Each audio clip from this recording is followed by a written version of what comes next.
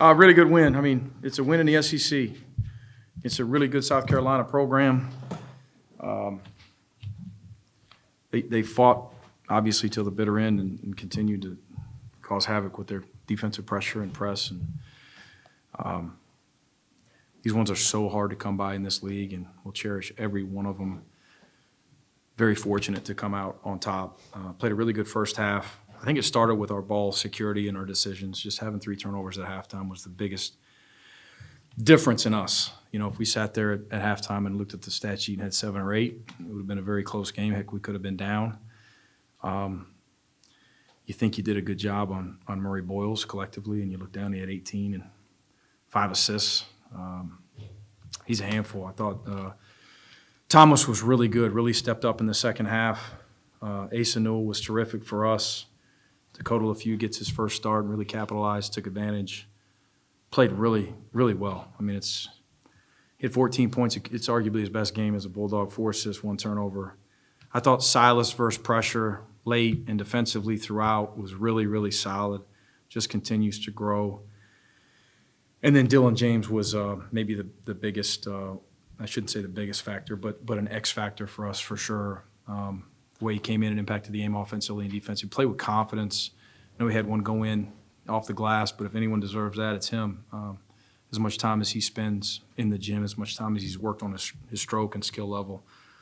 But he gave us a huge lift, 21 minutes, no turnovers, knowing that's what we're emphasizing as much as anything. But did some good stuff on the interior as well. So really good win for us. We got to continue to get better. Both Asa and Dylan were pretty emphatic about this being a must-win for the team today. Would you feel the same way as a coach? No. They probably just kind of reverted back to youth. You know, we have not talked. None of them are must-wins. You know, all of them are opportunities. Our practice here in a couple of days is must do well, must grow. You know, but they're all we need to celebrate all of them because they're all so hard to come by, for sure. And doesn't get any easier.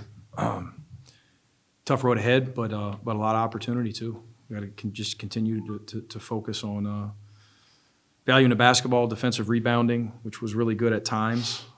Offensive rebounding needs to continue to get a little bit better, but their attention to detail with defending their glass is really high as well. You mentioned Dylan's play tonight, but 8 of those points came in succession there in the first half and kind of fueled a run.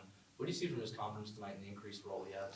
He's just the same guy. We call him Everyday Dill. I mean, you know, we got a few everyday guys. You know, Justin Abson, you got to put in that conversation. Dakota, Asa, RJ. We've got guys that have just got a consistent approach to work, a consistent demeanor, pretty unique. Probably the most on any team that I've coached.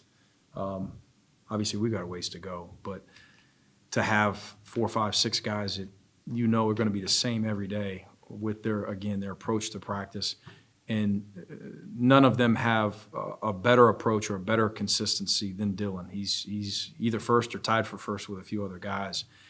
So it's not surprising. I mean, the way he finished last season in the NIT run just got better and better, and he's had opportunities not given to him here in some of these SEC games. And you know how that is as a coach and as a staff. We'll continue to reevaluate that because he just continues to do positive things for us. He's also one of these guys that's you know, he's more switchable defensively for us. Offensively, he's more of a versatile guy. You know, he's the only guy on the team that's we have him playing multiple positions every day, and he embraces that. And so it's a luxury to have. Played really well. Is it Everyday Dill or Everyday Dylan? We call him Dill. A lot of us call him Dill. Yeah, especially after he dunks it. Kind of went into the season starting Dakota tonight. What went into it? Yeah. Just to change it up a little bit. You're not penalizing one guy and rewarding another guy. I don't care who stars, but I know young people do. When I was in college, I enjoyed hearing my name being called, but more important to me was winning and trying to get to a tournament, winning a big game. But when you've got a really good culture, it shouldn't matter that much. And I don't think Dakota was much different.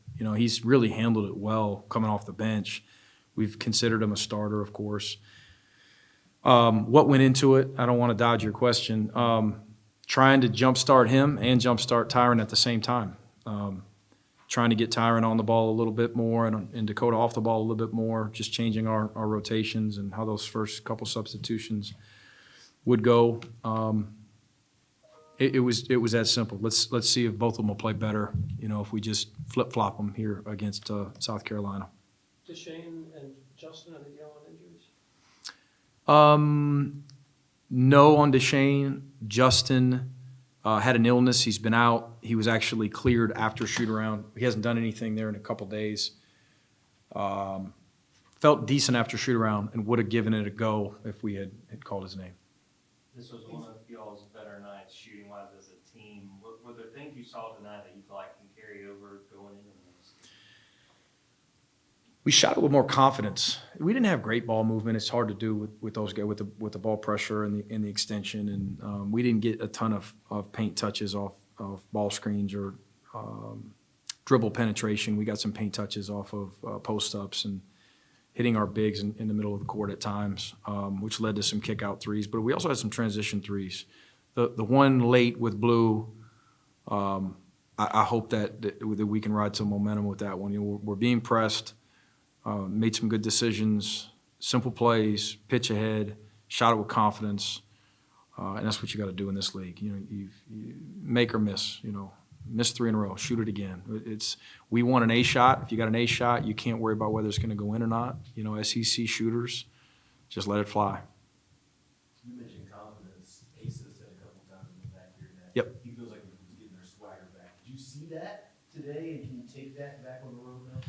It was a home game where we made shots. I thought we played with a decent amount of swagger, but I think we have at times, even in the past 4 as well.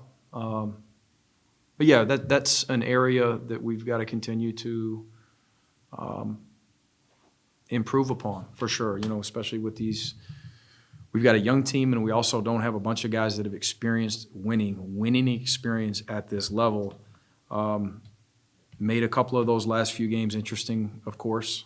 Just didn't do enough. Played with more confidence tonight. It's easier said than done to do that on the road, but we'll talk about it, and we'll continue to challenge our guys to. You don't play with confidence, especially on the road in this league. It's just it's hard. It's hard to score. What did you think of Dakota's on the back pass there, Asa? That was one of those no, great pass. Just being honest with you.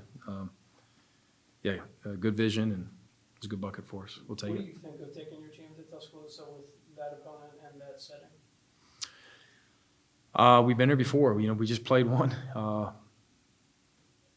Fayetteville, Knoxville.